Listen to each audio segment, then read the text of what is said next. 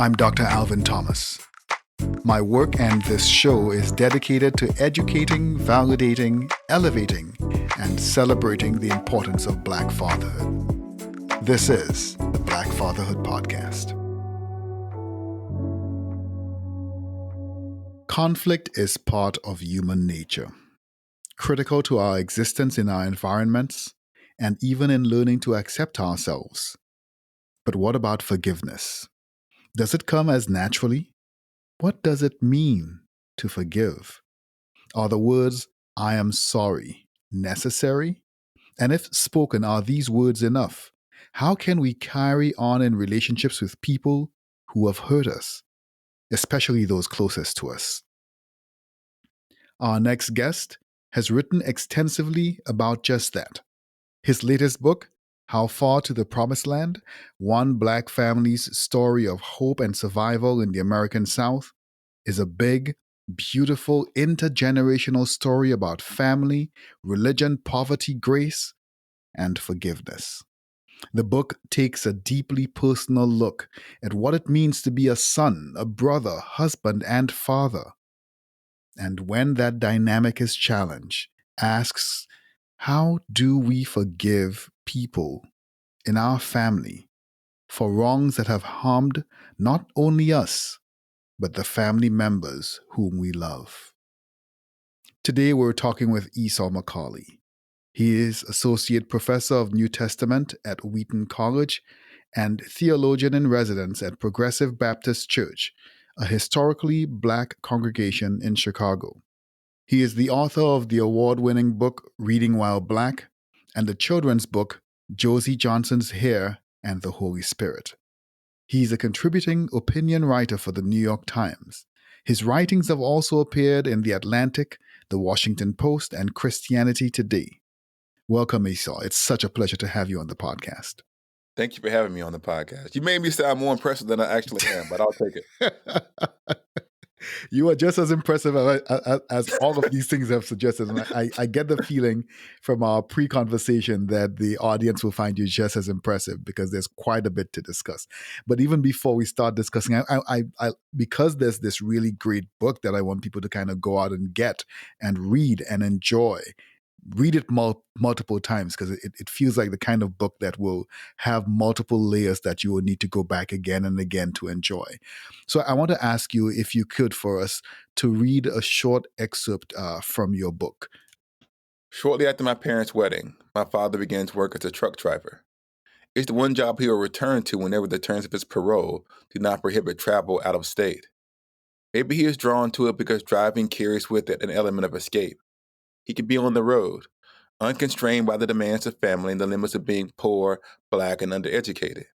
He can be whatever he wants to be to the other truck drivers he talks to on the CB radio. He can be gone for days at a time and return home a hero with money in his pocket. When he comes back, he tells his jokes and boasts of his exploits, and we are all so happy to see him. When it is time to leave again, I beg him to take me with him. I want to be his co-pilot, to travel with him on the road and have adventures. He promises that one day he will take me. When I'm 8 or 9, old enough to insist, he finally relents. I jump up and down and run over to my mom. Did you hear? Did you hear? Dad and I are going on a road trip. My mother smiles, happy to see me happy. I pack my bags with a few outfits, my Optimus Prime Transformer toy, and my Bible.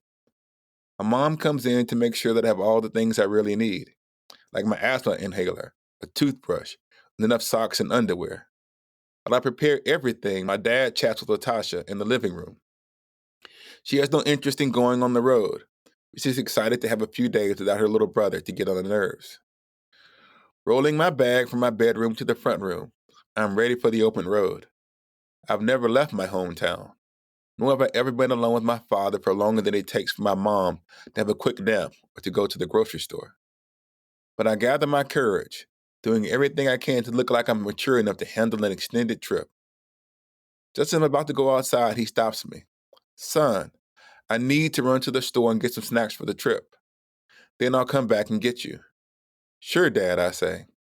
While he is at the store, I review the contents of my suitcase to make sure I have everything that I need. Then I go outside to wait for him.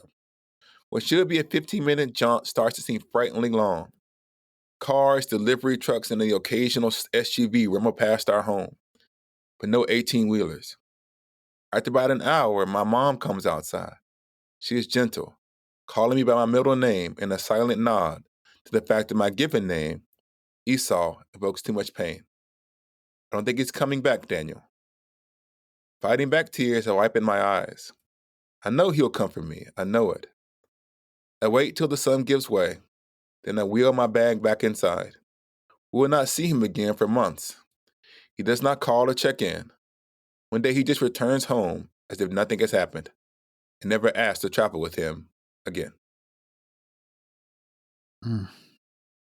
I love your writing. I love your writing. Thank you. I hope one day somebody takes this and makes a really good movie out of this. I think it's a really interesting story. Thank you. I was telling someone, this is like, they say you got to shoot your shot. Mm-hmm. Viola Davis, if you ever listen to this podcast, I want you to play my mama. Denzel, we're just gonna redo Fences, and we're gonna have Denzel and Viola. That's it. That's the cast. That's the cast. I'm with you. You know what? Let's put it out there. Okay. Let's put it out there. Viola is my mom, and Yes. Denzel is my dad. And if they want to just be friends in real life, they can shoot me a text. I'm free most days. You know what? If they reach out to me, I will let you know. Yeah, let me know. If they reach out to you, please let me know. Yeah, I'll let you. The four of us will all hang out. Yeah, exactly. we'll hang out together. Yes. Oh, this would be great. This would be great. This is awesome. So you start this book, this new book, and you end it as well with your father. And we just heard this gut-wrenching story of this little boy standing at the door with his transformers and his bag and his wheeled bag, waiting for his dad to come back. Yeah. And of course, listeners and myself all, of course, jumping to conclusions to say all kinds of things about your dad. But before we do that, please introduce us to your father. Who was he, and what can you tell us about him? What was he like a father growing up? So one of the things that I was trying to do in the book and the way that it's structured is that you meet my father the way that I meet him, which is you see him from the perspective of a child. Mm-hmm. And when you are a child, you can only see your parents in the ways that they interact with you. So from as a child, my father was the person who abandoned us when we were children. He was the person who got addicted to drugs and wound up in jail. And for a long time, a significant part of my life was shaped trying to not be like him. Mm-hmm. In other words, my father had abandoned his family. I would be someone who stayed with my family. My father didn't take, and so in other words, he was this villain. The first part of the book called The Making of a Villain. He was this villain who spurred me on to become a family man and a good father. And I think that people, and this is like a fatherhood podcast, I think that like when you are a child and you're from an unstable background, it simplifies your dreams, right? I had this one, seriously, one of the weird things that I've struggled with as an adult is I didn't have a lot of goals. My only goals as a child was to say, I wonder what would happen to a kid, almost like a science experiment, if that kid was loved from the moment they were born all the way through their entire lives. Like, what would it be like to have a father who loved their child and a spouse? And what would it do to a woman if her husband cared for her, treated her with respect, and he wasn't abusive? And so I knew what his absence had done for me. So I just wondered what the presence of a father might do in the lives of children and spouses. Now, when I reach adulthood and you live long enough to understand the complexities being Black and poor and undereducated in the South, you begin to understand addiction. That simplistic narrative gets a little bit more complicated. And it doesn't necessarily absolve him, right? Like even it doesn't absolve him, but it's complex. Right. And so what I tried to do was to show both of those things. The person that I saw at the time and the way that I was able to see that story differently once I reached adulthood. Because when you reach adulthood, maybe you live long enough to I could separate myself from my father's story, Right. such that he became the star of it and not our relationship. And when I began to see him as a human being trying to make his way through life, I could then begin to root for him as someone who Mm. could finally pull it back together. Because everyone has, like, you see someone on the side of the road, or you see someone, I was a clergy person, and people Right. would come to my office and they'll tell me these stories. And I would say, I would just root for them as human beings. You know what I mean? Like, I don't want any like, nobody thinks one day they will grow up as an adult and they'll be without a place to stay and without a family. Right. And I think about when we visit homeless shelters and we do those things. I wonder, what was that kid like as a child when he was just a young person playing, full of life? They didn't see their story ending up there. And so I always say I'm rooting for a turnaround in that person's life, an opportunity to get themselves together. And what I tried to do in the latter portions of the book is not absolve the mistakes that he made, but to see him as a sympathetic figure. And then the last portion of the book deals with kind of like the end of the story. And I'll have to hold back if it's okay. That is Um, fine. and let the reader find out what happens at the end. That is fine. So you talk about these developmental pieces, and as you're talking, I'm thinking of something that you said, and I want to lead up to this thing this statement that you made about children and parents and how they fit together. There's this phenomenon that happens in the early developmental stages of a child, where the child grows through this phenomenon that's called egocentricity, where Yes. a child assumes that the whole world revolves around me. I cry and Yes. adults come running. I poop and they come running to clean me. Yes. I'm not feeling great, and everything is about me. And we might even say that some of that egocentricity returns somewhere during adolescence, where Yes. we assume that everybody's looking at us and everything is about us. You've written that as children, we think of our parents from that same space. We think of their decisions in terms of us, how it Yes. affects us and how it's supposed to affect us. We Yes. prefer to believe that they have only ever been parents, but we Yes. are only part of their story, not the whole of it. Just Yes. as there is an empty nest, there was a time before the nest even existed. Tell us a Yeah. little bit about how this idea helped give you a new perspective of your father. Yeah, I'm so glad that you talked about this. That I think that comes from a New York Times article. There's a portion that got edited out of it for space.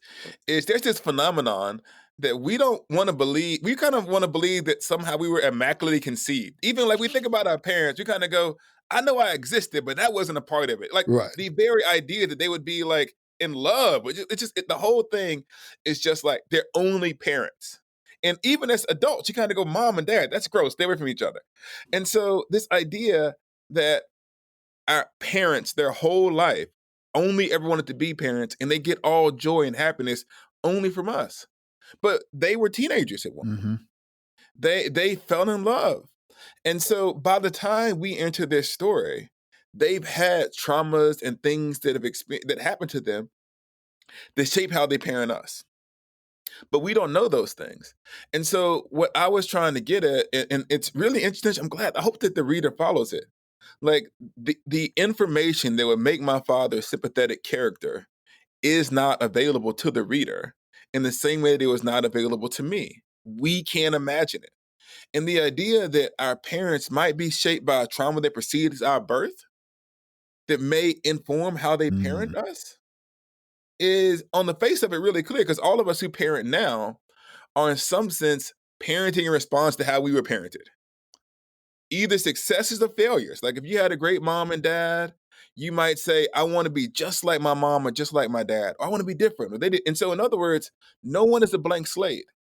But it's hard for us to imagine the complexity of life experiences that form who our parents are. And if we know those stories, sometimes it allows us to see what they do differently. It gives us a chance to have compassion. But the other thing is also and it's really hard for us to think about this even as adults. We are a chapter of their lives, not Mm-hmm. the whole of it. And so if maybe you stay with your parents for 18 years, but your parents might live for 70 years. That means 50 years of their lives you aren't in the house with them. And so understanding that they have hopes, dreams, emotions, and feelings outside of you. There's a portion in the book where I talk about how my mom doesn't date after my father leaves. Right. And as a kid, you kind of think, well, mama got me, right? What more love could she possibly need than the love of her children? Then you go, no, she deserves like romantic love. And so this idea that we are not everything in the lives of our parents is sometimes a hard thing for us to get our heads around. The book also explores how you shaped a relationship with your father, but also how you shaped a relationship with yourself coming into Yeah. adulthood. Yeah. And as a teenager in high school, you saw sports as a promising route to a college scholarship. Yeah. But then you were injured. And once you were injured, you changed course and became an academic with a caveat. Yeah. Yeah. Talk to us about how those days as a young man, how an injury changed your career trajectory, and how your struggle with being a Black intellectual in a predominantly white university led you to question and change your path yet again. Oh man. One of the things that the book title comes from is How Far to the Promised Land. And it's from the Old Testament, the story in the Jewish scriptures in the Old Testament about Israel when they leave Egypt and they go to the Promised Land.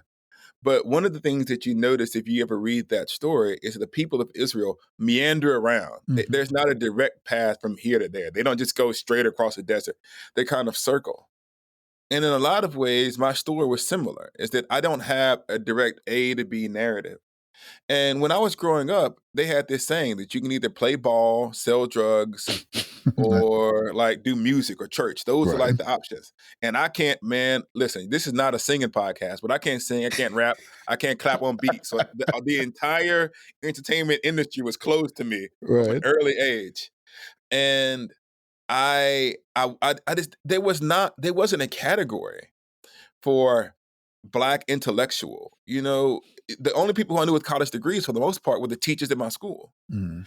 And so what you can imagine, what you can see in front of you are athletes. And so I thought that football was going to be my path to college. And that may seem to be the odds are long, but in my school, we were so good that most of the people who started on the football team and did well got college scholarships. And so for me, because it was something tangible and I can see it, it was what I could imagine. For a long time, I put my hope in sports. Now, my mom always wanted more for me than sports, and so she always encouraged me to consider the life of the mind. So it wasn't a bad student. It was just like it's hard to imagine an academic scholarship when it just wasn't your context. Mhm. But one of the things that happens, and like I said, I have to reserve something from the book, is that you sometimes don't know who you are until you're pressed. Mhm. Mhm. And one of the things that happened is through a variety of circumstances, I am forced to pursue an academic route. With the result, I end up in an all white college.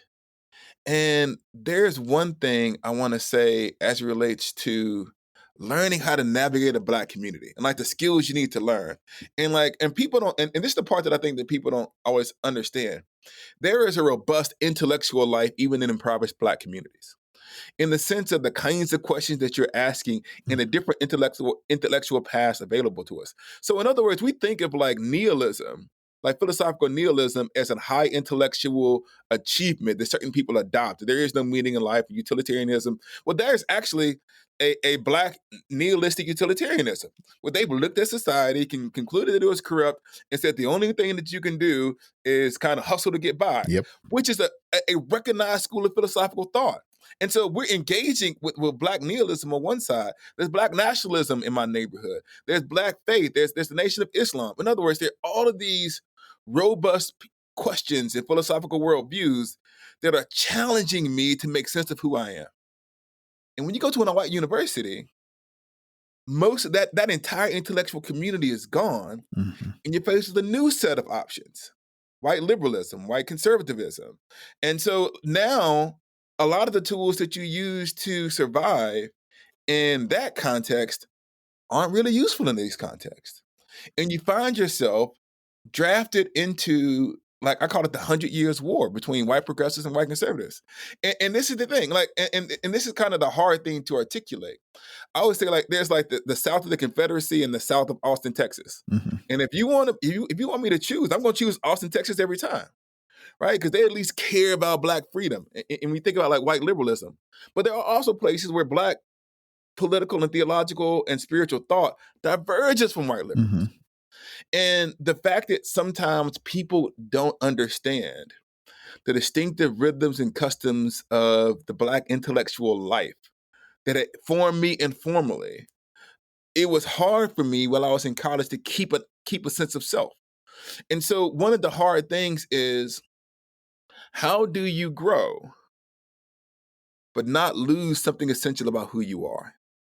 Because when you get to college, there's these paths open up to you. I talk about it. Like, if you just want to be a Black conservative and you want to be like Clarence Thomas or Thomas Sowell, and you just like, that's your lane, then there is an entire Yep. economic, social, cultural world for you. Yep.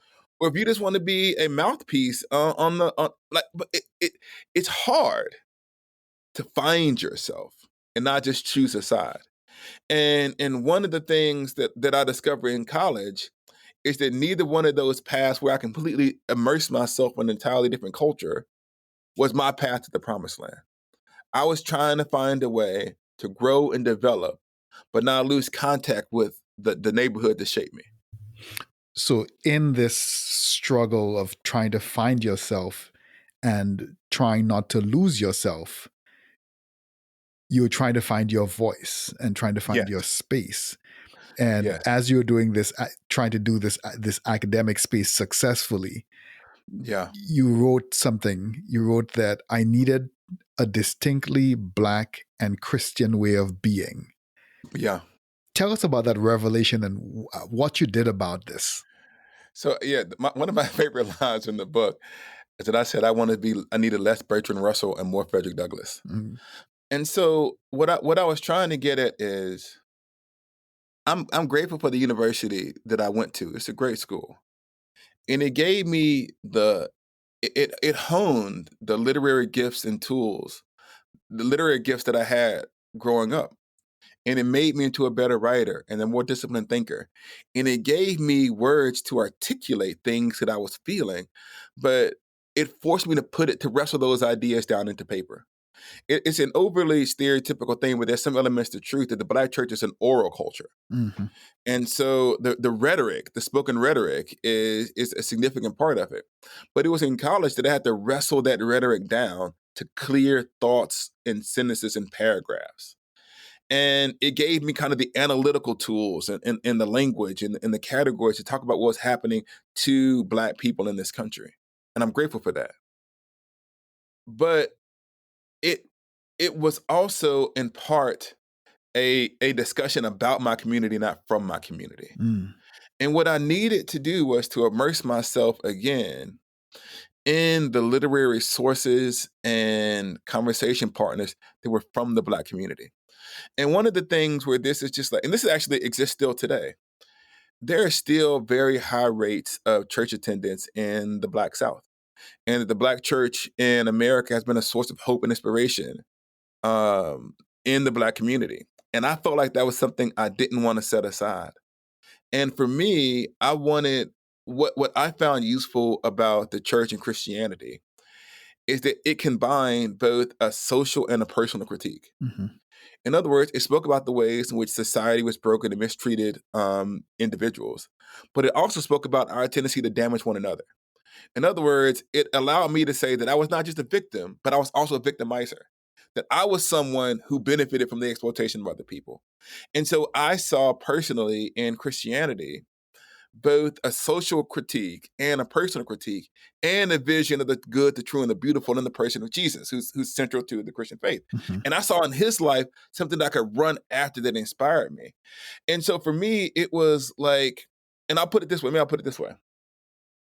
If you look at the story of the birth of the Black church, it was white Christians in the South saying that God destined us for slavery and that we should be docile and obedient. And the illiterate slaves in the cotton fields said no. They said that God wills our liberation and our freedom. And they said that the white enslavers' interpretation of Christianity was false, and their interpretation of Christianity was true. And so for me, Christianity was always the tool of liberation. Mm. And I still think that was the case. But how do I acknowledge that is the case after going through and understanding the complexity of Christianity's witness here in this country? And so that was part of what I was talking about in the book is trying to get at that complex relationship that I had as a Black man in the South with Christianity. It is such a very complex and nuanced struggle, and it feels like something that you can come to terms with at one point of time in your life, and you find that you're continually coming to terms with it because, Yes. again, you're dynamic and you're living within Yeah. dynamism. Yeah, it's really hard to it's hard to chart your own path when there are easier roads with clearly predetermined ends. Yeah. And if I make this decision and I associate myself with this community, I get these kinds of financial and cultural benefits. Mhm. But if I take the other road, there's these other financial and cultural benefits. But to find your own road is sometimes lonely and dangerous. And so even something like Halfway to the Promised Land, which is a book about race, it's a book about religion, it's a book about forgiveness. And so people say, well, what is the book about? Well, it's about all of those things because that's what a human life is. A human life can't be reduced to one thing. And that's a dangerous path to talk about anti-Black racism in America and the question of God and poverty and injustice and the healthcare system. And so a life is complicated and it reduces, it resists being reduced to simplistic cliches. Agreed. So you wrestle with the concept of forgiveness, which you just mentioned, throughout your writing. Forgiveness of your father, your in-laws, and ultimately forgiveness from your own children. And you've written this really beautiful piece that I'm going to read now. It says, I will inevitably disappoint my children because I am human. They also entered their father's lives in the middle of things. I had my own demons to overcome. Nonetheless, I have loved with all the tools and tricks I could glean from others. That struggle to care for them better than I was cared for as a child was the only gift I had to give them. For all the ways that I fail, I pray that they forgive me. Hmm. What does forgiveness mean to you, and how do you practice it? Well, forgiveness involves accepting someone's limitation and choosing to view them with the same charity that that you would want them to view you. And I was silly. Like we're silly when we first become parents because we think that we can do all of the things right that our parents did wrong because we're not in the game, we're watching it. And once you get in the middle of parenting, you ever had this moment? I don't know if you have kids or not. You had this moment where you say something like, "Man, they're never going to forget that," and I shouldn't have said it that way. And you say, "Man, is this going to be what they talk about in therapy one day?" And no matter how much you try and how passionately you can read every book, you can know all of the tools, it doesn't matter. The limitations that you have as a human are going to lead you to fail. And one of the things that I do in our family, I can talk about it this way. When I do something, when dad does something stupid, I bring the entire family together the next morning or whenever, and I explain to them, this is what I did wrong. I said this to so and so. I shouldn't have said it. And I want you to know that I'm sorry. And I'm telling you all publicly so that you all know it's okay to say you're sorry and begin again. Mm. So that they don't see like parenting as getting everything right, but when you mess up to begin again. And so I now know that no matter how much I love them, I'm going to fail them in certain ways. But what I can teach them is that failure doesn't have to be the end, and they could begin again. And so modeling, asking my children for forgiveness, hopefully creates a context of grace so that they can feel themselves like that they can fail. Because one of the things that you have, some kids are perfectionists, some kids don't care. Right. But some of our kids, they feel like I can't make a mistake. I got to get through the whole thing perfectly. And what I want to say is that nobody gets out of this thing unscathed. And I literally it sounds crazy because I write for the New York Times. Because sometimes my kids don't listen to me when I tell it to them in their face. I write stuff in the Times so that one day they will pick it up and read it and Read say, it. "Dad said he was sorry." So there's a historical record Right. of my attempts to love them well. And I'm hoping that one day they will pick up the an episode of this podcast and listen Yes, to you explaining this. This is part of the public record that this you're is a leaving public them the record. breadcrumbs. One of the things that happened, this is actually true. You asked me about my writing earlier. Is one of the reasons I became a writer, and I had no idea that anybody would ever read anything that I wrote. I started just like on a personal blog, but I had this real sense, and this is back in 2016, 2017, well, 2015 going into 2016, that America was changing, and that the things that was happening in this country were going to lead, especially young Black children, to be deeply cynical about this country.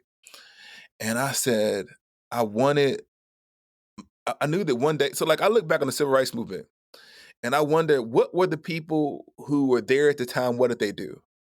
And when I started writing, it was really for my children, so that I could say to them, this is what your dad did with the tools that he had available to him to make the world better for you. The reason that I write is so that America might be a little bit more just, so that Black boys and Black girls might have a little bit easier of an experience than I did. And even every book that I've written has been dedicated to them in the acknowledgement somewhere, because it's like, I want you to have resources so that you can find your way towards hope.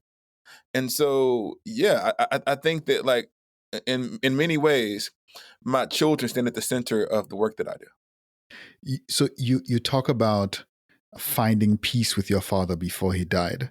Yeah, My father is still alive, and I think largely my current frame of mind is because I had to eventually come to terms with my own experiences with my father.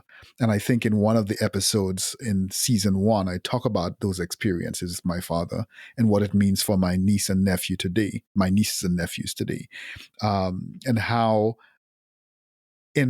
without even talking to him, but forgiving him in my own space, in my own mind, and then yeah, eventually having a conversation with him and saying, "Hey, Dad, I don't need to rehash everything with you, but yeah, I just want you to know these things and that I forgive you, and it's okay, and I understand where you're coming, where you're coming from, and I'm not saying it's right, but this is where we are, and we can yeah, move on." Tell us how finding peace with your dad before he died. Tell us how that came about, both in the way he was physically able to come back into your life and the yeah, process and extent to which you reconciled with him emotionally. yeah. It's funny. I always like to tell stories that are not in the book because it's really interesting. But there, and this will get at answering your question. I'll try to be Mhm. brief. One of the first times, and this actually got cut off because of space, but it'll get to what you want to get to. There's this one moment where I was like you. I needed to write my father. Maybe I did put this in the book. I don't remember. I wrote it so long ago. Who knows? But I wrote, I wrote my father this long letter when he was in prison before he got out, saying, I know we haven't had the best relationship. I forgive you. Blah blah blah. And I sent it to him, and he sent me back. He had become a Jehovah's Witness, and or a Mormon, I forget which one. While he was in prison, and instead of responding emotionally, he sent me a bunch of tracts to convert me to his Oh, religion. God. And I remember thinking, I thought this was going to be like the Huxtables, Right. where you had the big emotional moment, you Of hug, course. and it kind of goes from there. But that's not how it works. That you can attempt to reconcile, but you don't always get that neat, perfect ending. Mhm. And a lot of the second half of the last portion of our lives were him and I trying to get together, but it doesn't actually work. And even when we do finally have something of a reconciliation moment, once you have a different rhythm in your life, and this is the hard part, you can forgive someone, but how do you integrate them back into your life? In other words, I was used to not having a father. And so Mhm. I was used to not turning to him for advice. And so that moment where he could have had a definitive impact on who I became, he wasn't there for. And so the latter portions of our lives was like, how do you engage with someone as a father who wasn't a father? Mhm. Mhm. And that was really what the latter portions of the book were about.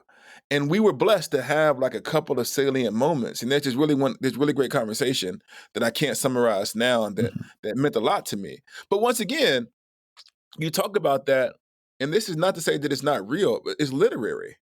That's the conversation that I held on to. It's not the last conversation that we had. Right. And you can't articulate the months and the weeks and the years of trying to love each other. Right. There's this line that I said, we got in this custom of saying, like literally at the very end of his life, I love you at the end of phone calls. Hmm. Not because it was natural, because we knew that was what you're supposed to say. Right. Right. And so it's really complicated to love parents who aren't there when you need them. Wow, that's powerful. So I know that your dad died while you were writing the book, Reading While Black. Yeah. And you, of course, talk about this really complicated relationship that you had with him and that cautious reconciliation. But even after all of that, you dedicated that book to him in a very Yeah. loving way. In fact, you Yes. wrote, "Whatever else I am, I will always remain your son." Why Man. did you write that? So it was you know how sometimes you're processing things as a Right. writer and you don't know that you're processing them? Hmm. And you said when you just a minute ago, you said to your father, I need to say I forgive you even if you don't say anything else. When my father died in 2017, and it was when I was working on the book that most people read. It's one of my first major pieces of writing, which is Reading While Black. And when I got to the end and they said, you need to dedicate it to someone. And I don't know why. I just said, I want to dedicate it to my father.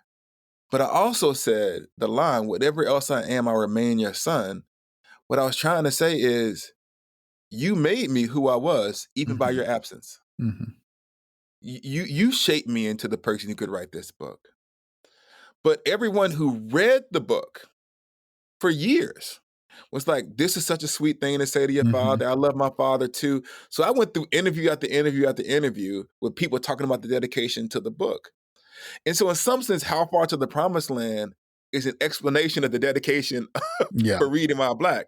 And the other interesting thing about it is that when it came time to write the dedication to this book, I basically used the exact same language, but I've dedicated it to my mother. And I said, whatever else I am, I remain your son. And those two things kind of explain, in a lot of ways, my journey. My father shaped me by his absence. My mother shaped me by her Yeah. presence. And that those two things together made me into who I was. And so part of me dedicating the book to, and the second is that he died before he got to see our name in print. Hmm. So in other words, like he never got there. It's like, how far to the promised land? Like, Dad, I was doing what you would want to do. I was doing what I was doing what our family had always wanted to do. They said that we couldn't do it. And we were almost there, Dad. We were almost back to having a relationship. And you died. And so I wish that he could have seen us making it. And How Far to the Promised Land is in sense reconciling that reality that my father didn't see it and that the people who preceded me didn't see it, but their lives mattered nonetheless. When I first wrote, when I came with the title How Far to the Promised Land, I had this vision of how I was going to end it. I had two different ways I wanted to end the book. One of them was to say there is no promised land. Mm. That you know that there, like this idea that African Americans can arrive in this place of safety where there is no one to harm them is kind of a myth. Mm. And then the second version of ending the book that I had when I first began, because every writing is a journey, was that my mom's house was the promised land. Mm. That I went looking for it and it was at home the entire time, in the sense of the Mm. place that you create with the people who love you, that's the safety. Yeah. And I ended up just ending the book at the end of the eulogy and talking with my son. So I had this cool idea that the question was like, how far to the promised land? Right. Where's the promised land? And that it's either a myth on one hand, on this side of creation, that we're looking for a city whose builder and maker is God. Right. Or I had the idea that what we can do is we can't create a world in which the people who we love don't suffer. We can create a world in which they experience love. So it's interesting that like the premise of How Far to the Promised Land, where I was going to answer the question, I never Right. actually answer it. So maybe spoiler alert. Spoiler alert. I don't tell you where it's at. Maybe that's what the title is saying, that Yeah. what we think of as a question is not really a question. It's just a search. Yeah, it is, and that's what it really is. It's about in the book. One of the things that's also true is no one in the book makes it to the promised land. Mm-hmm. And but what I wanted to say is the journey itself, in their struggle to find meaning and purpose, the journey is part of what's beautiful, and that the journey reveals something about what it means to be human. Mm-hmm. And it reveals something about Black life in America. This idea, and maybe this is, the book comes out of this moment where everybody around me was saying that I kind of made it. Mm-hmm. This idea that I grew up in poverty, single parent home. I'd escaped poverty. I was a husband. I was a father. I had what some people perceive as like this dream job as a Mm-hmm. professor, New York Times column, and I wanted to say, and so people were asking me a lot to tell my story. And the whole point was like that I had some special insight into the meaning and purpose of life and how to Mm-hmm. succeed. And I said, no, no, no. It's not just my story that is important. It's all the stories that were existing around me. And so in one sense, How Far to the Promised Land is a rejection of this idea that only the successful people, the Mm-hmm. way that we define success, are the people whose stories that matter, but that everybody's story and the struggle in that story to kind of make sense of what it means to be human is special. And so what I was trying to do was to write an ending of all of the lives that seemed incomplete around me Mm-hmm. in such a way that people saw the beauty in them. Hmm. So I know you delivered the eulogy at your father's funeral, and I want you to eventually tell us about what you chose to say at that eulogy. But Yeah. as you're talking about your father not being present to see that you made it, it just kind of threw me that again he was not there. Yeah. And it's weird because how do you write a book, How Far to the Promised Land, where the central figure in the book is gone throughout the majority of it? Mm-hmm. And then when people said that, like the things that people said about my father, that he would never be anything, that he would always be an addict, and that his life was meaningless. Well, when you grow up as the son of someone like that, people say the same thing about you, Yeah. that you're going to end up dead and in jail. And so obviously, I couldn't go back and relive his life or the life of his grandparents or the people before us. But he could live long enough to see that his son escaped this cycle. Mm-hmm. And I wish that he had. I wish that he had. Yeah. So I wanted to delve into legacy with you, but we may not have enough time to do it. But I will ask you to just briefly talk to us about grace and forgiveness and why it's so important. Yeah. You know, the question is anything in your life, if you grew up in poverty and you grew up in difficulty, is anything that you experience during that poverty and difficulty redeemable? Or is it just kind of rocket fuel to send you hurtling from that community? Is the only good thing to say that I escaped it? And what was really important for me personally was this idea that there was more to say about my community than I escaped it. And that I was special. That if you're going to make peace with your past, my past in particular, you have to be able to find beauty in dark things. Mm-hmm.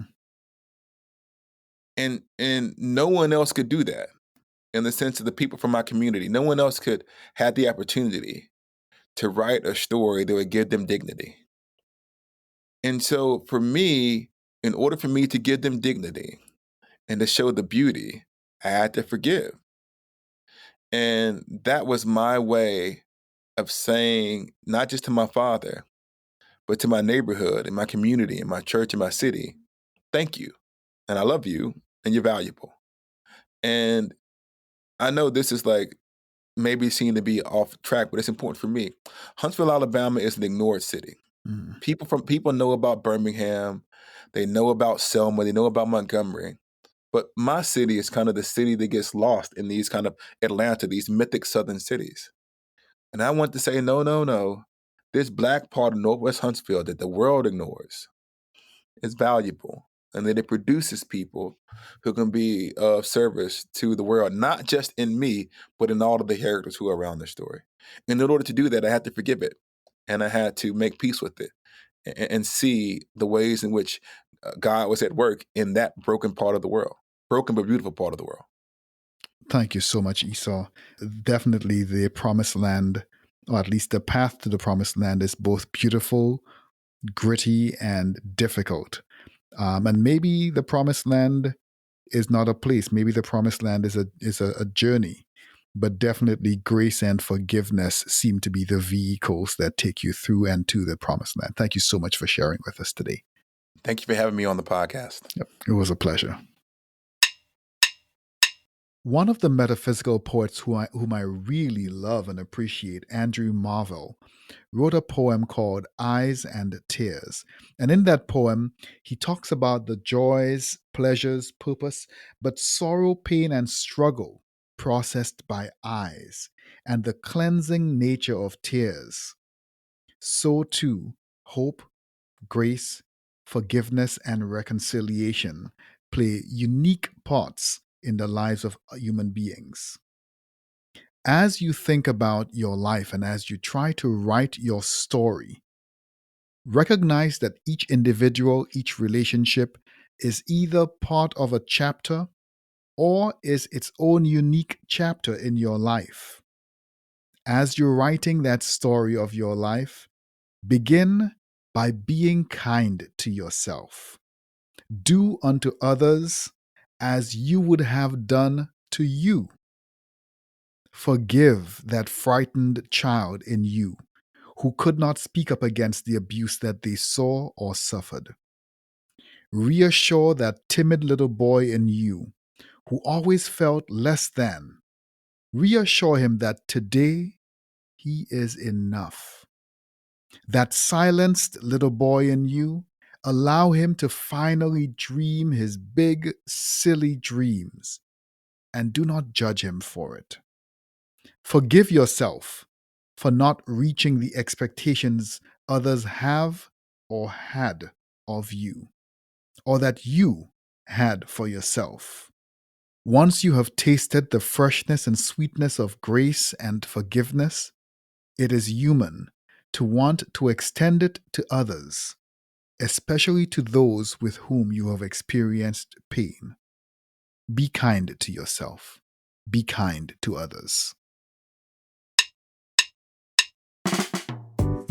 You've been listening to the Black Fatherhood Podcast. I'm your host, Dr. Alvin Thomas. I'm a clinical psychologist, researcher, and the director of the Tri-Lab at the University of Wisconsin-Madison's School of Human Ecology. Original music for our series was composed and performed by Micaiah De Silva. Our series producer is Joe Ruby. The podcast is supported by the School of Human Ecology at the University of Wisconsin-Madison. And you can follow me on Twitter at Dr_AT758. That's Dr_AT758. And on the web at thomaslab.humanecology.wisc.edu. Make sure to subscribe to the Black Fatherhood Podcast wherever you listen to your podcasts.